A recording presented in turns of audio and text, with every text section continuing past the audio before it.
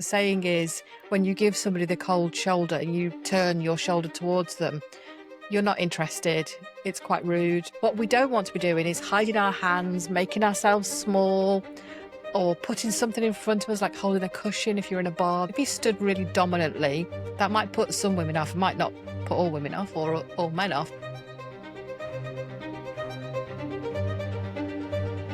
Adrianne Carter, you're a body language expert. Correct?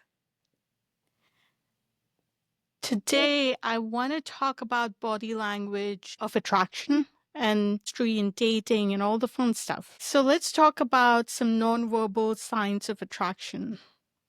Okay, so there's quite a lot, and we have to remember that every individual has their unique signs, but there are some generalities so that we can look for. So when people stand a bit closer or sit a bit closer than normal, that's a sign of attraction.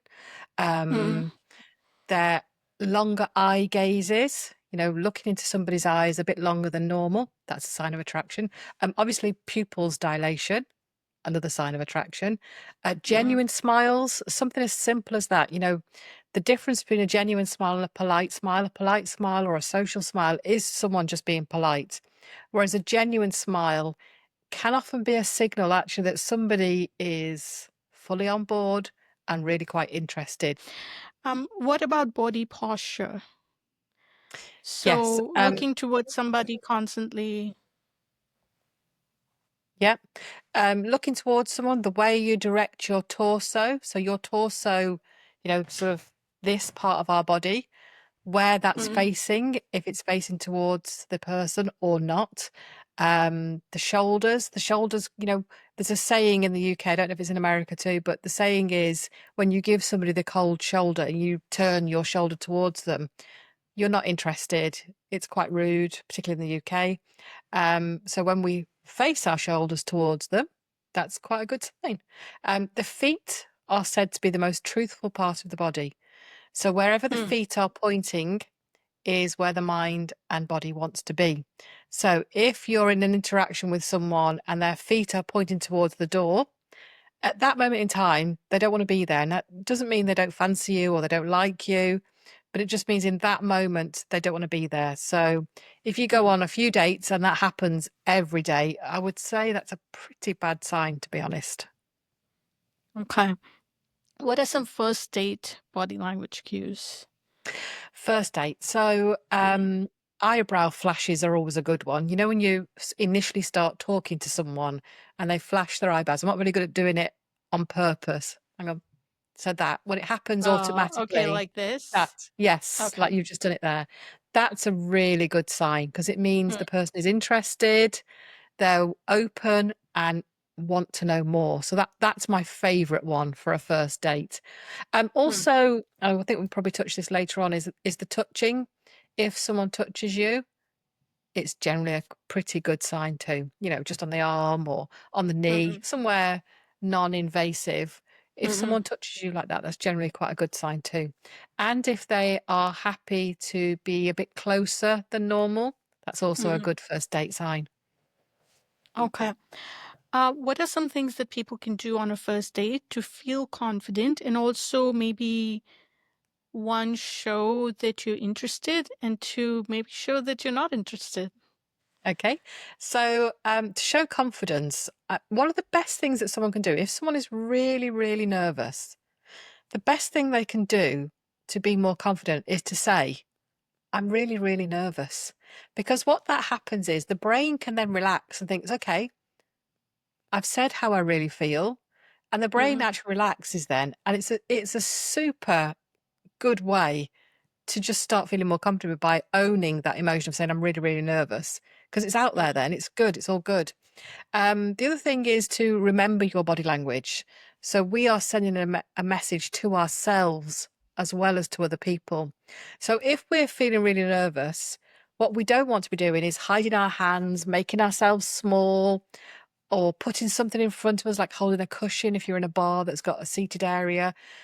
Do things to make yourself feel more confident with your body language. So if you stood up at a bar, feet firmly on the ground, both feet, but about hip width apart. No hiding your hands, and being conscious of, how you come across. Chin level, making sure your chin's level and not too dominant, not too low, because that's quite submissive. So chin Mm-hmm. level. So there's things we can do for ourselves with our body language. And I don't know if you heard of fake it till you make it, which I'm not a big fan of, but sometimes the mind body feedback loop just needs a helping hand. So in that instance, fake it until you make it. Okay, so what you're saying is if you use the body language as a tool to make yourself feel better or trick your mind into Yes, feeling either totally. confident or secure, whatever that is, just by using those cues or those Yeah. expressions. Yeah, definitely. That's very interesting. Yeah, we Um, we we don't always think about using our own body language to send an impression or to make ourselves feel better. We think about reading other mhm, people all of the time with body language, but actually it's exactly. it's it's us too. Very interesting. So chin up, Chin feet level. slightly apart, Yeah, chin level, level up. feet Okay. slightly apart, flat on the floor or in your shoes. Don't. Women often have a tendency to put their leg over one over the other, and that creates an unstable base and makes us wobbly. And if we feel wobbly in our body, we're going to make that wobbliness in our head even worse.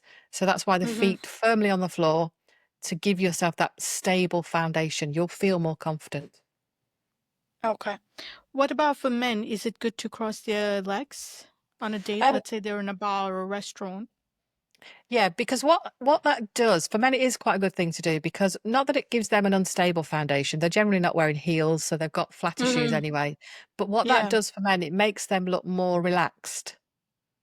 Mm. So it from a female perspective approaching a man, he looks more relaxed stood like that. So that's an easier way. Whereas if he stood really dominantly, that might put some women off, might not put all women off or all men off, but feet Hmm. firmly on the floor for a man can look quite dominant.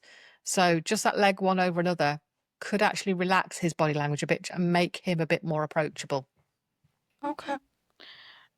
What about we talked about subtly touching each other, Yeah, or if one person is touching the other, let's say on the back or yeah, just the shoulder, or yes, just giving somebody a nudge, that could signify attraction. But sometimes when you're, let's say, hanging out with friends, sometimes it's not, right? It could go either ways, like between yes. not, I can't say man and a woman, but any two people who might be interested in each other, but they're just friends. How do you that could still be a sign of friendship, right? Absolutely, yeah. And that's the context where the context is absolutely key with body language. If you there's a friend zone touch and there's an intimate touch. Now on a first date it wouldn't be appropriate to go straight in for the intimate touch unless the other person was, touching you a bit more somewhere a bit Right, more. reciprocating, yeah. Yes, yeah, then that would be okay if you felt the same. But with a friend zone touch, there's no attraction there, but it does show there's a close relationship. So that is a good sign to look for in a friendship if you're on the same page. But from a dating perspective, if someone touches you on the arm and they pull back so you can't do that again, they're obviously not comfortable with that touching at that point. And you've got to look for these signs. Like if, for instance, if you move a tiny bit close to someone and they move a tiny little bit back, Mm. then they're not ready for that little bit closer Yes. yet. Doesn't mean they don't like you, just means at that moment in time it's too much, too soon. So Hmm. we've got to be looking for these little signs and cues that people give away, subconsciously mostly as well. Okay. Let's talk about long-term relationships now. Hmm. So body language, I would think would change, just like people and their, personalities change when they're not personalities, but their attitudes towards the relationship with the other person changes. They get more comfortable. So body Yeah, language, I would think, would follow suit and change as well, right? absolutely. And, if a couple are out on a date and they may have been together for a very long time and normally everything's fine, but they've had an argument just before they go out, you'll be able to tell from their body language. So I did a post, Yes. on if you saw it yet, on my social media of I was in a bar with my husband last week, went out for a meal, and there was a gentleman sat quite a way across, and he was sat like that with his Mm. two fingers on his face. Now, he was with his partner. I don't know if he was his wife or his girlfriend, but he was with his partner. When they came in, they were quite relaxed and there was lots of touching and it was all good. But obviously, the conversation, I couldn't hear the conversation, unfortunately, but the conversation must have got tricky because his Mhm. facial expression changed and he kept doing this. And it was quite a tense moment when Mhm. he did that. And that tells you in that moment things aren't good. That topic is not great. But they'd come in very differently to that. There was no signs of tension, but the Right. conversation obviously changed and went to a Something topic that happened. was, yeah, there was a topic that was obviously causing some discord between them because his whole body language changed. So we Right. can never take it on. That's not to say their relationship is completely rubbish because we saw that. It just means in that moment it wasn't great with body language to not just take a moment in time and make our assumptions. Okay.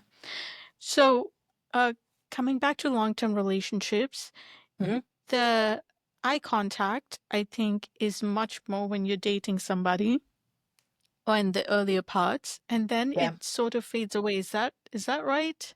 Yes, it is exactly right. And one of the ways to get your relationship back on track is to increase the eye contact. Make sure you're having that eye to eye time with your partner. Because if you don't do that and you're losing a big chunk and it can send a relationship on the wrong path. Not just that, but that's obviously one of the elements. So, if you are going through a tricky time or you think things aren't as good as they could be, increase your eye contact, go out for dinner, sit opposite each other so you've got eye contact. And if you're sat on the sofa saying you're both on your phones, which, happens to us all, put your phone Mm-hmm. down, just consciously put your phone down for half an hour and engage the other person in a conversation where you've got eye to eye, not still looking at your phone and they're still looking at their phone. Put the phones down and just make sure that those conversations do happen regularly with eye contact. Okay.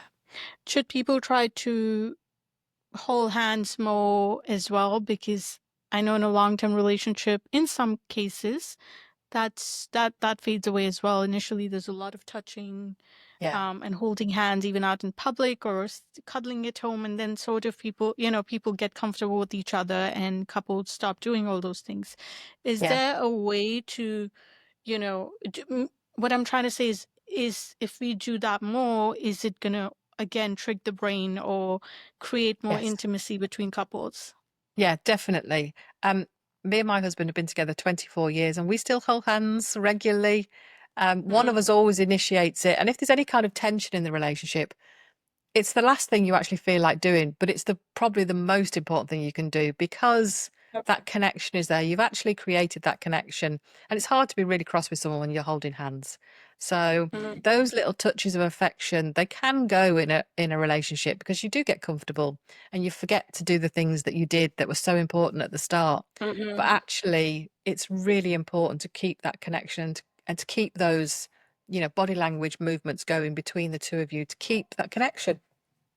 Okay. So when you're having an argument, you should still hold hands or try Yeah. to, maybe Try after. to, even if it's just for Yeah. a minute. Yeah. Okay. Um, what are some red flags? Or not red flags, but just some negative signs that somebody can give you in a short-term or a long-term relationship to say Do you that know they're not interested. my favorite one is a facial expression, and it's the facial expression of contempt, not content, contempt. And in a short term or a long term relationship, when you see that facial expression in one or both partners, it is a massive red flag. From someone newly dated, unless you're into a bad boy or a bad girl, this person thinks they're better than you. When they're showing that half smile of contempt, which is this, it's not the lip twist, that the Hmm. half smile of contempt, that facial expression, that was a good one. That's it. That's a really good one. Or eye rolling. Okay. They I think, roll my eyes yeah, with. I'm yeah, they great go at these together. expressions. You should use me as your That dummy was a to good one. expressions. They are indications that the person feels they're superior in some way. So in a short-term relationship, they're going to be a bit of a nightmare. In a long-term relationship, it can come in over time, the contempt or the feeling of Mm, superiority. And you can get the respect back in a relationship, but it is a really clear red flag that the relationship isn't where it needs to be when it comes to respect. So there's a famous psychiatrist in New York, Dr. John Gottman, and he can predict with 85% accuracy which couples will stay together and which will break up based on that one expression alone, because it is such a red flag. mm. So what about eye rolls, but during an argument? Even that's bad? It's not bad because we can't stop ourselves doing it, but it is a note to self. Or if you see it happening towards you, that person who's doing the eye roll feels superior in some way. Now, you can decide in that moment whether that's important to you or not. My husband might roll his eyes at me when I break something technical again, like I don't know, the shower curtain or something. He might roll his eyes. It doesn't matter. It doesn't matter.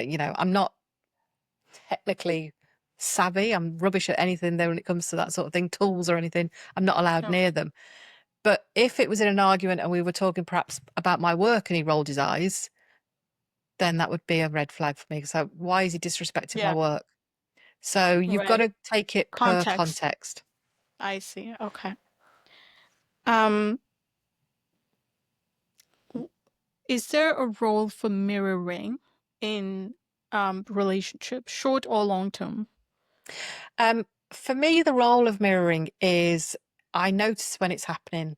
I would never do it on purpose because it's really hard to pull it off and it not look a bit creepy or a bit staged. Mm, So it's not something I ever would try to do or would suggest anyone else does. But I'm very aware when it happens naturally because that's a really good sign that you're on the same wavelength. And you see it in meetings as well as dating. When someone mirrors the body language, you can absolutely tell it's not intentional. That is such a good sign that they're on the same wavelength. So it's a really good green flag. okay. But in another situation, which is not a relationship, let's say at work, we shouldn't really use mirroring as a technique to, I or wouldn't. intentionally do it, right?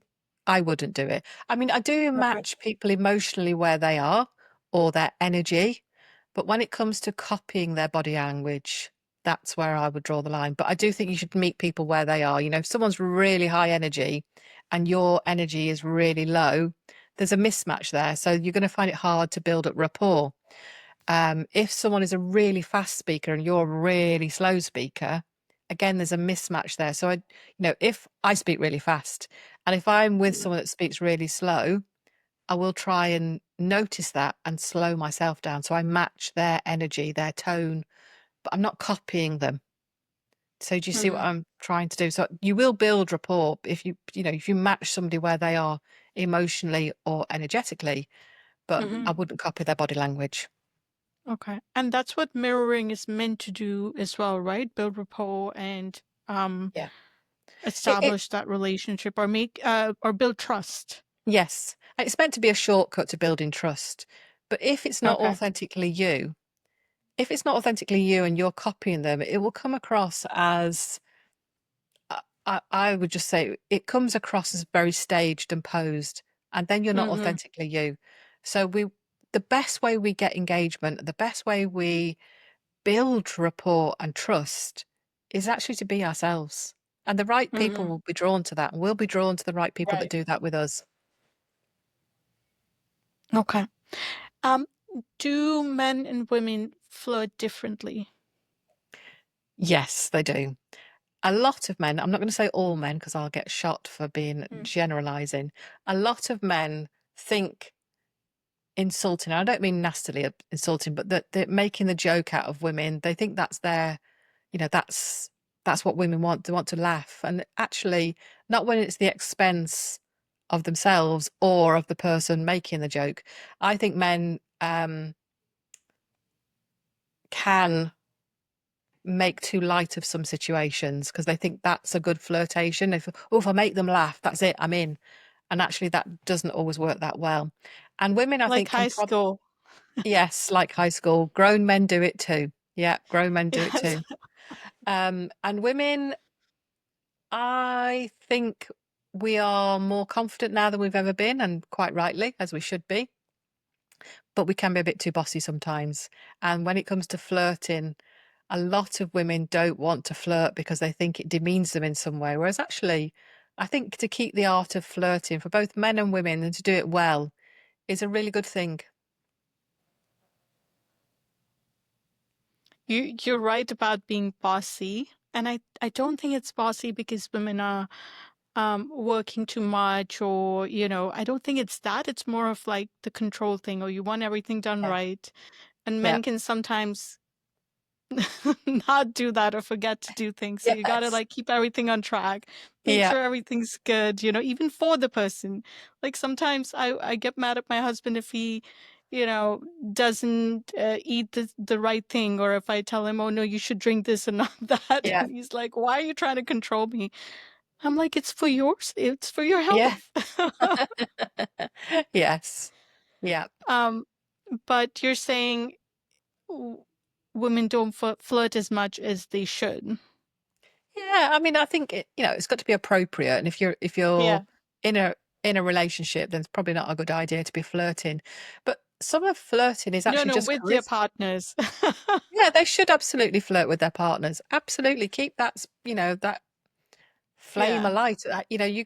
I was talking to somebody last week about how a mutual friend of ours, that her and her husband, he's not a husband, they were going to get married, then they decided not to get married. They've been together 25 years, and there's just no real, they don't ever hold hands, they don't kiss.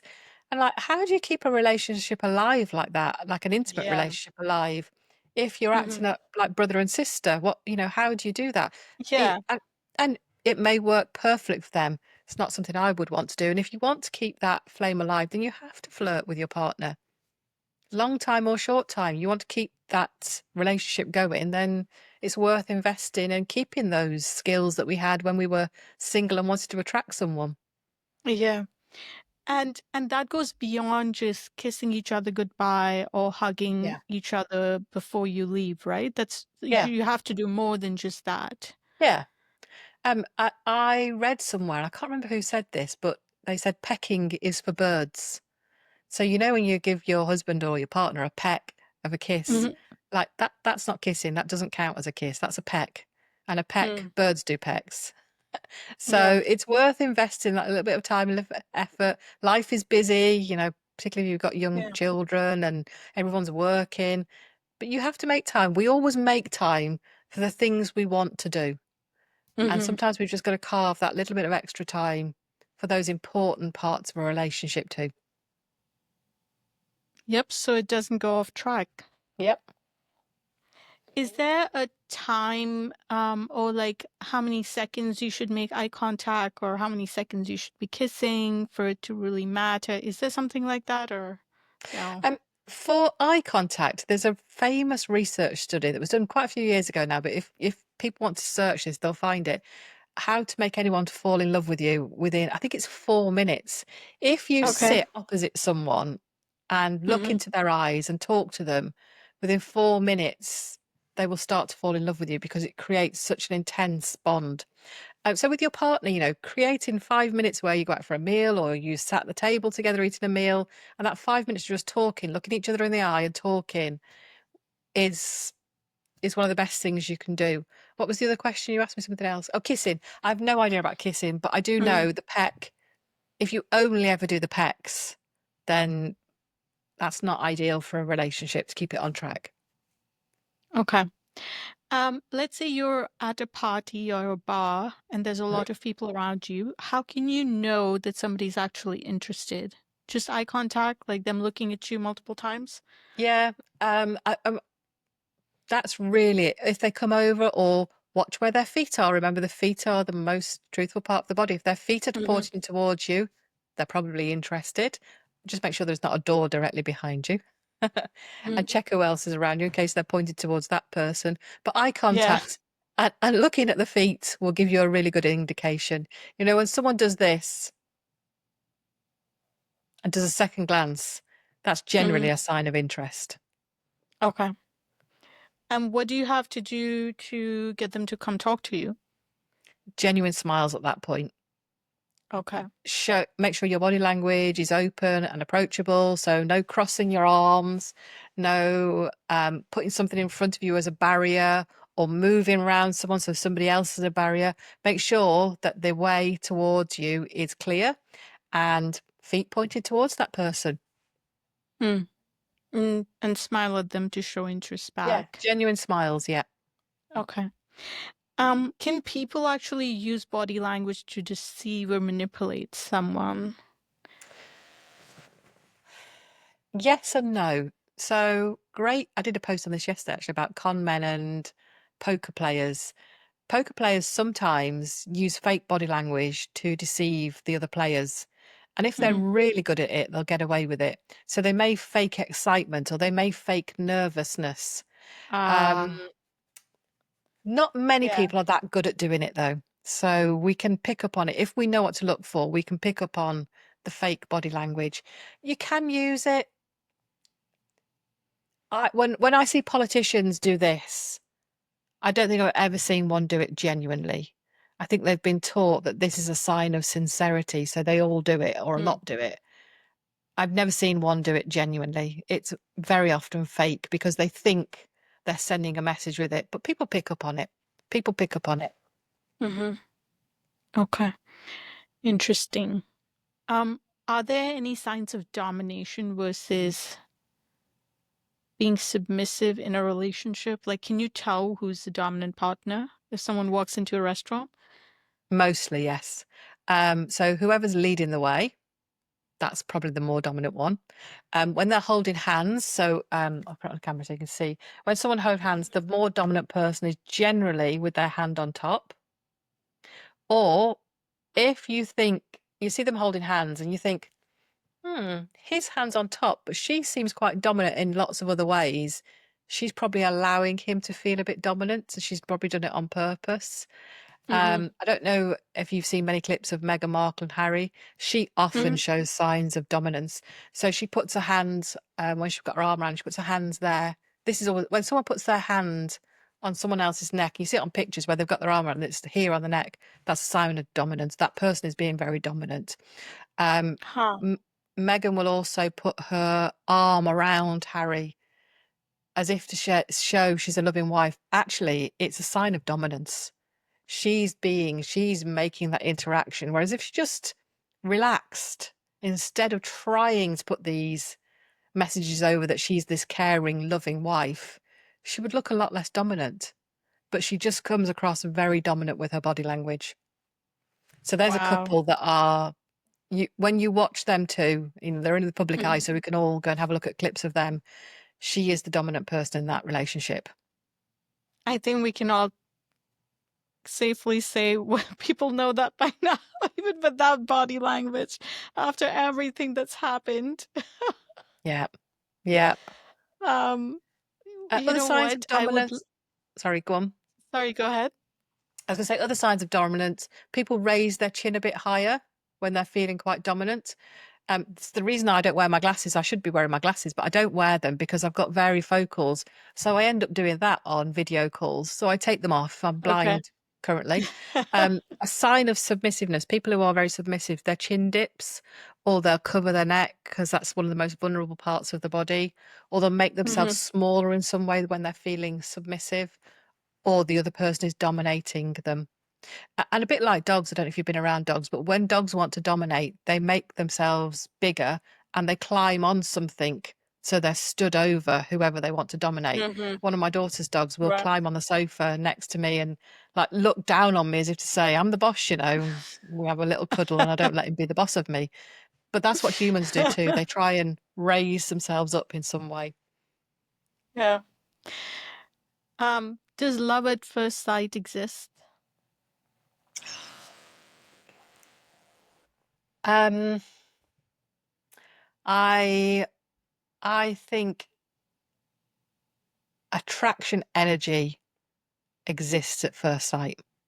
I don't know about love. I think love is a very complex emotion that Makes sense, yeah. rarely happens in the first 10 minutes. But I think attraction definitely can happen like that. Okay, I'm done with my questions. Okay. All right, Adrianne, thank you so much for being here. This was a really fun conversation. We'll Thank you. definitely do another one where we can actually sit down and analyze some videos. Yeah, sounds good. Thank you. Perfect.